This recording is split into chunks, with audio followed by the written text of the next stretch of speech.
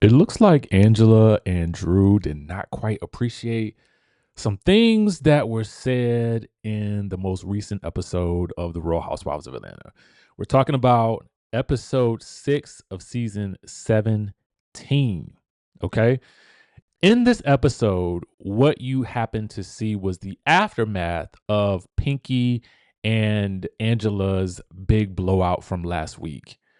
Well, Pinky also gets into it with Cynthia in this past week's episode as well. And so afterwards, well, not only Cynthia, but also Kelly. So after that, they both commiserate, Pinky and Kelly. And they talk about, is Pinky too assertive? Is she too much? Does she come across as bothered, as Angela suggested? That's the question. So, Pinky is very much about people are beneath her tax bracket. It's a situation where she kind of likes to throw around her wealth quite a bit. And I don't listen. Every now and again, I think if you got to flex on them, you got to flex on them.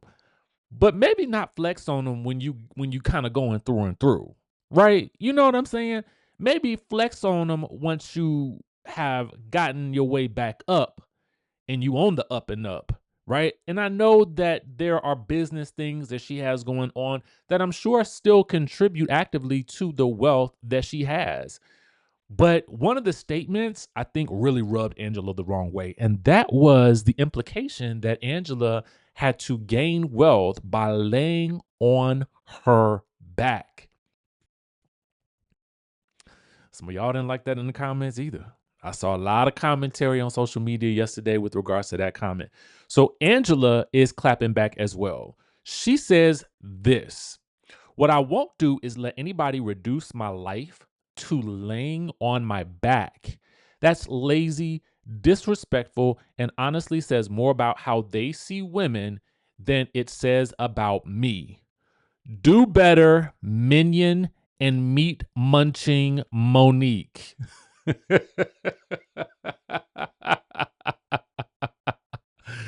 So for me, when I saw meat munching Monique, I said, what is that? What is a meat munching Monique? And how does Monique get into all of this? Right? So somebody in the chat, thank God to our friends over at NoChaser_TV for posting this, but also for the person who commented and said, Angela is my type of carrying on. If anyone knows that Martin show reference from Meat Munching Monique, I just know she's about to whack Pinky at the reunion. I did not realize where this was coming from because I was like, who? Where? How does Monique fit into all of this? And I don't assume it's about Monique Samuels. I just assumed it was about like a Monique. Where does the Monique fit in to any of this?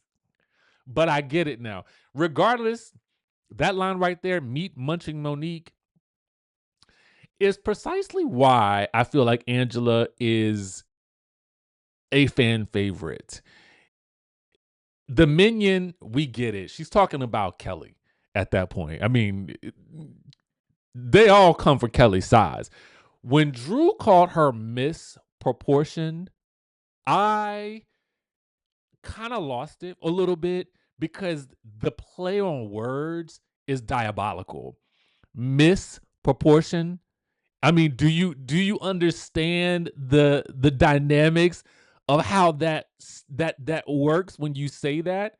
Like disproportioned, like you are out of proportion, like your body is not proportioned. You are not a proportioned person.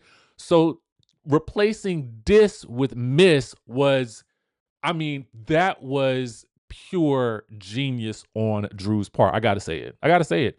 In terms of a diss, right? In terms of a diss that is not throwing around the B word or whatever, it's just that to me is so like easy. But when you get into meat munching, minion, misproportion, you're doing some work over here. Speaking of Drew, our friends over at No Chaser happened to also point out some things that Drew had to say. So she says, at one point, I had to start defending my girl, Cynthia Bailey, because she genuinely put in the effort to make sure we all had an amazing trip. To keep making someone feel bad over something completely out of their control while they're actively trying to fix it just screams entitlement, especially because it didn't happen on your preferred timeline. Now, on this note, I am going to graciously disagree. Here's the thing. I think that when you are being hosted for a trip, you are expecting we expect reasonable accommodations. Reasonable accommodations for the most part means clean. And I'm sorry to this woman, and I don't think it's a reflection of Cynthia. I don't think it's a reflection of the owner, but I do think it is a reflection of something at some point something wasn't cleaned. So that was an oversight, and it needs to be addressed. And minimizing it is not the key to making it go away, right? These women have a right to have a clean bathroom. Now, I'm not saying that they didn't already have a problem with the accommodations, because we know that they did. That is what should have been addressed. But them having clean and actively clean accommodations, that should be at a minimum what they should have. Now, if they want to complain about their accommodations being in the pool house, being together, or being separated from the rest of the girls, then that's a different situation. Let's address that. But the cleanliness, they have every right, in my opinion, to address it. All right, so Drew says, it's very interesting watching this group and seeing who's committed to being problematic and turning non-issues into full-blown problems. I'm wondering who she's talking about here. Maybe K. Michelle? Maybe? Because I still don't feel like, outside of what Drew said in the first episode about not knowing K. Michelle really, I, I would have to assume that that confessional was done after they've probably sparred or battled in some way, shape, or form. So that's why it was cut in the way that it was cut and inserted into the episode. That's what I feel like. But based on what we've seen so far, I think that it just seems like Drew and K. Michelle just haven't really connected. And in truth, we don't generally see a lot of one-on-one scenes with Drew Sidora sitting with another person outside of Angela. So it would be interesting to see Kay and Drew just sit down together. I mean, why hasn't that just happened? But again, not everybody is going to connect within group dynamics. So, I mean, maybe that's just it. Next, Drew says, out of everything that could ever be said about Drew, one thing that will never decline is the face card. Okay, Miss Proportions, I will give you an accuracy on that. Drew and the face will never have a problem. Okay, face card does not decline at all. She then goes on to say, what's truly diabolical is giving someone a compliment just to throw shade immediately after. And then she has the swirly eyes emoji. You know, when Kelly said, and you look like the monster in your movie, I actually didn't quite get it. I didn't quite get the vitriol at that point for Kelly, for Drew from Kelly, because I hadn't really seen much of them have any drama. Now, if we were talking about the drama that is Drew alleging to take her kids to the Waffle House, to the Waffle Place, and finding the Waffle Place not open, that's a completely different story. Completely different. If that's going to be the case, okay? If that's going to be the case. But if not, I don't know what Kelly's issue is with Drew outside of, I am not too much of a fan of saying that, because I see a lot of discourse online saying that Shamea fed Kelly the information about Porsha and the R. Kelly situation. I don't think she would have need to feed her that. You could simply Google that. And it's also in Porsha's book. She's done interviews talking about this. So it wasn't like it was a secret, but the way that Kelly used it was definitely not the best. I mean, in terms of how you use that as an example. Um, but I also, but so I, as I say this, I don't want to lump myself in with those people that feel like, oh, Shamea feeds Kelly information about Porsha to go at Porsha, because Kelly has been doing that since day one when she wanted to know whether or not Porsha stole Simon from Fallon in episode 1 of season 16. That didn't take Shamea feeding her anything at that point. She just has been doing it from day one. So I'm not in that camp. But what I am, the camp I am maybe a little bit in, is wondering if Kelly is in this moment maybe coming for Drew because of her allegiance to her friendship with Shamea. That is what I wonder. Okay, two different scenarios, not to be confused with one or the other. Right? I'm just gonna tell this is how I see it. That's what I wonder. Because otherwise, I don't know what Drew's issue, what Kelly's issue with Drew would be outside of that. Okay, so let's talk about one more thing. Now, for those of you guys who don't want to have a look into anyone's finances, in general, I would not care. Okay, I wouldn't care. But because this has been posted online, I just want to. I want to show you this because I want to show you something that's possible. Okay. So, if you are a fan of the Real Housewives of Beverly Hills and you've been watching the show, unlike myself, I watch the clips. So I do keep up with what's going on, but I'm just not going to sit down for a solid hour and perhaps be bored to tears. But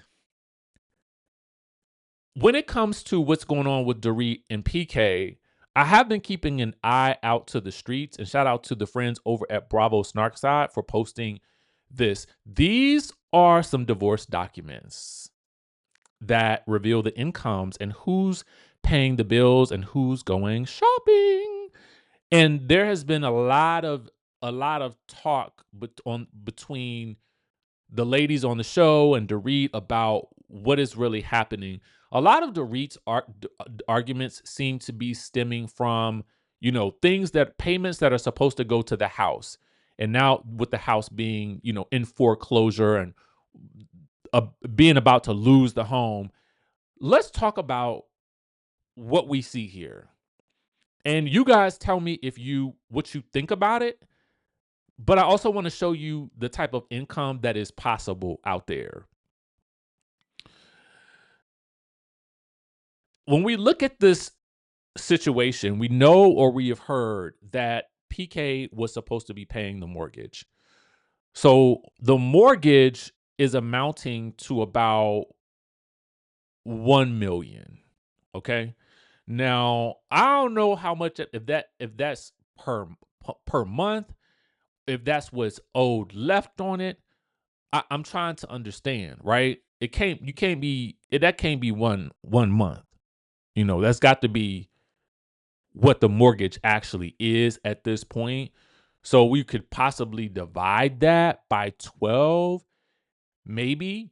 But y'all could tell me better about this in the comments down below, because I'm just going off of what I see here. I'm not going to dig too far deep into the documents because you can do that on the page, and I'll place the link in the description. But when I look at this and I see who's spending what, who's zooming who, now I firmly believe that when they probably got together, Dorit may not have been making as much as PK.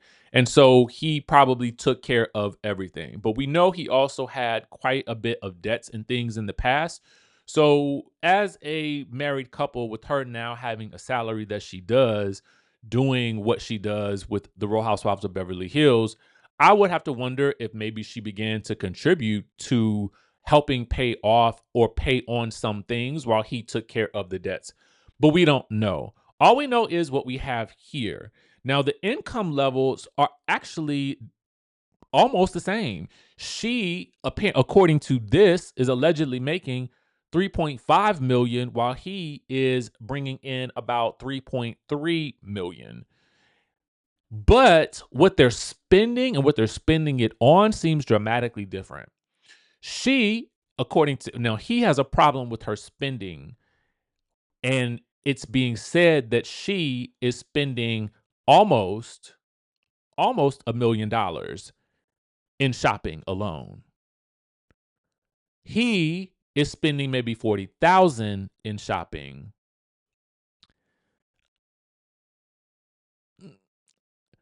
For the family, she's spending about 300,000.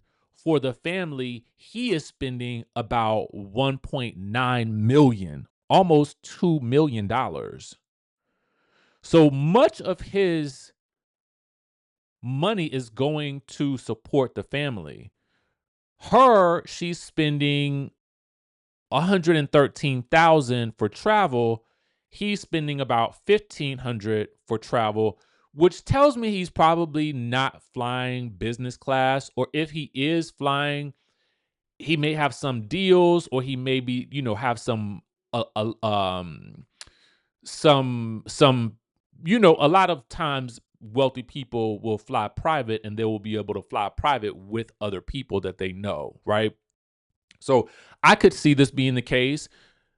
He used to work, I don't know if he still does, with Boy George. So I don't know what portion of flying for him is also considered business, and therefore as a business expense and not counted personally in this. So there's that. There's also there's also, again, the businesses that could be making income on the side. So, and money being spent on the side. And we don't know about offshore accounts either. But rent and mortgage, she's having to pay $0. Now, here's where I would have to be like, what I won't do is this. And this is where I want you guys to tell me what you think. If he's not doing what he's supposed to be doing for that rent, I'm going to pay that rent. Especially if I'm making this much money, I'm going to scale back on some of those things. I'm going to make sure that rent and mortgage is taken care of until we can get like a smaller, maybe less fabulous place, but still one that's equitable to what the kids are already kind of used to.